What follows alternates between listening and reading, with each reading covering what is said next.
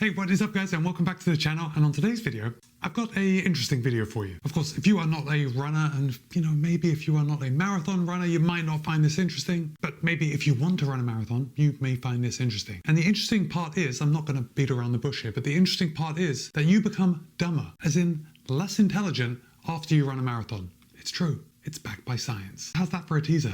Let's get into it.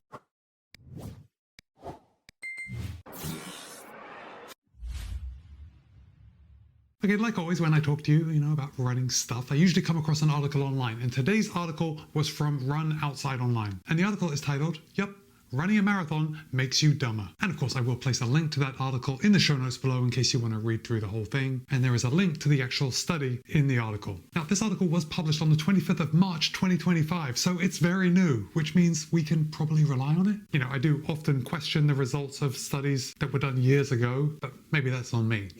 We like new stuff, right? This article just came out a couple months ago, and that's great. But the article was conducted by Spanish researchers, and it was published in Nature Metabolism. And very basically, they used an MRI to study the impact of marathon running in brain structures in humans. I guess the human part is implied, but maybe not.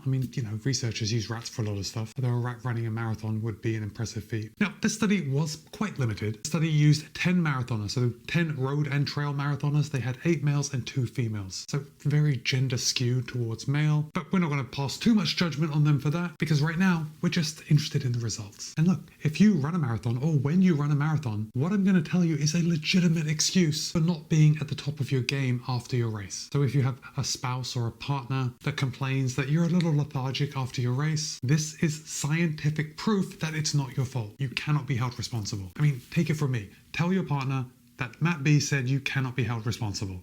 For some stuff. And we'll get into that specific stuff in just a second. Okay, so let's get into it. Now, this is going to come as no surprise, but when you run a marathon, your body primarily uses carbohydrates, and those carbohydrates come in the form of glycogen. Glycogen comes from liver, muscles, your brain, and other organs. Now, if you have run a marathon, or maybe you've heard of it, the problem comes is that we often don't have enough glycogen to get us through the entire race. That's why fueling is so important. But when your body runs out of glycogen, your body naturally switches to a backup fuel, and that backup fuel is fat. Now, if you're anything like me, and I know you are, your body has plentiful stores of fat to draw from in an emergency. The only downside is that fat just isn't as efficient as the glycogen. Now, your body probably stores fat in several different places. Oh, here's a fun question. What is your favorite place where your body stores fat? Drop a comment, let me know. One place where your body stores fat that I bet probably isn't your favorite, I'd also bet you probably didn't know that your body stores fat here, and that's in your myelin. And the myelin is the electrical insulation surrounding your axons in both the periphery and the central nervous system. Now, this myelin helps your neurons communicate faster.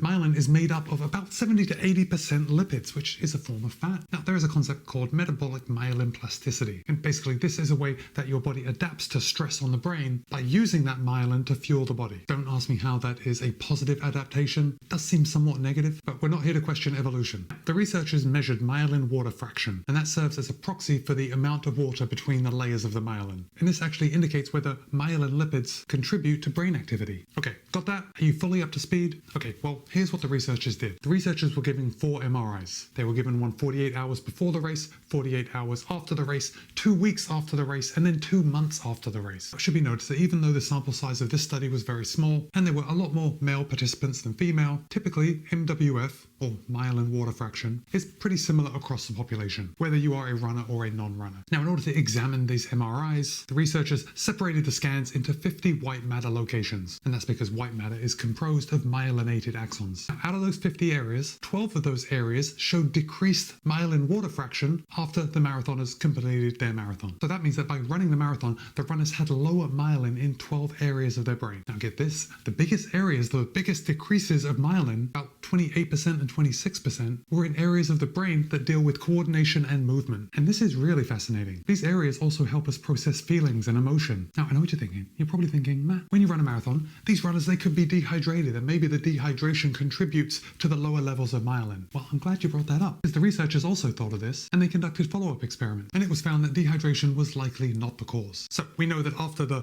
48-hour MRI scan, we had a very much lower amount of myelin, but what about the 2-week scan? Well, the myelin levels had increased, but they hadn't increased up to the pre-race levels. And after 2 months, the myelin had pretty much returned to normal. So what does this mean to you? First of all, I do want to say that this reduction in myelin is not harmful in any way. This does not mean that you shouldn't run your marathon. And this is from a doctor, not me. But after a marathon, you may experience a little more brain fog. You might not be as coordinated in your movement. And what I found most fascinating was that the area of the brains where it was affected controls emotional regulation. So maybe that's why we get the feels at the end of a marathon, because throughout the race, we've kind of worn down all our myelin levels. So there is a scientific reason why you are, a little clumsy after racing a marathon, and why you can get emotional at the end of a race. So now you might be wondering, how can I boost my myelin levels? Like when I finish a race, is there anything I can do? Is there anything I can eat that will boost myelin levels? Well, I'm sorry to say that the research really isn't clear. Most studies have been done with people with certain diseases, so multiple sclerosis, which is a myelination disease. And of course, we've done studies on animals like mice. But what's interesting about the study on mice is that it was found that a diet with high levels of saturated fat and continuous moderate exercise actually helped with remyelination. And of course, getting a lot of sleep. But the thing that I'm going to take with me, even though it's in mice, is that to remyelinate my brain, I can eat a lot of saturated fats. I try to stay away from saturated fats like in every other time of my life, but post-marathon, there could be an argument that you can eat a lot of saturated fat. So what that looks like for you, I'll leave you to make that decision. So now I want to hear from you. Have you run a marathon and felt kind of brain fog or clumsy, or even not able to regulate your emotions as well as normal after your race? Drop a comment and let me know. But for now, it's Matt B. This has been a video on, I suppose, clumsiness after a marathon and the scientific reasons behind it. Be kind, be happy, run well. See you in a couple of days. Oh guys, you really had to wait till the end of the video for this one, but I do have an emoji for you. And I know that a lot of you are not going to watch until this point in the video and you're going to drop the brain emoji because, that would be a logical choice. But it's not. If you are still here watching, I want you to drop the hamburger emoji in the comments so I know that you made it to this point in the video. And the hamburger emoji is because of saturated fat, and you can enjoy that hamburger guilt-free after you run a marathon. All right, see ya.